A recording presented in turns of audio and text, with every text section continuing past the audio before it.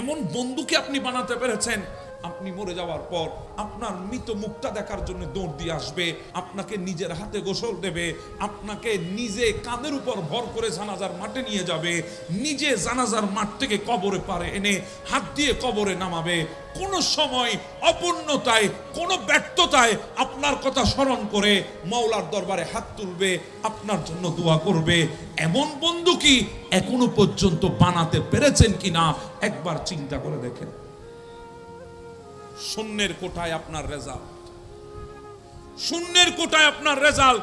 এমনও বন্ধু আছে বলবে, আরে আমার অনেক কাজ পড়ে গেছে, আমি তো জানাজাতে যেতে পারছি না, ইচ্ছা ছিল, এই কথা বলে ফেসবুকে লিখবে সুকাহত, বন্ধু তোকে বিদায় দিলাম, ইন্না লিল্লাহি ওয়া ইন্না ইলাইহি।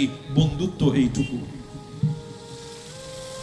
যদি বন্ধু বানাতে হয় বানান, ওই মানুষটাকে বন্ধু বানান যে মানুষটা আপনার চলে যাওয়াকে অপূর্ণতা মনে করে আপনার জন্য দরবারে, আল্লাহর দরবারে হাত তুলে দোয়া করবে। এমন বন্ধু বানানোর চেষ্টা করেন।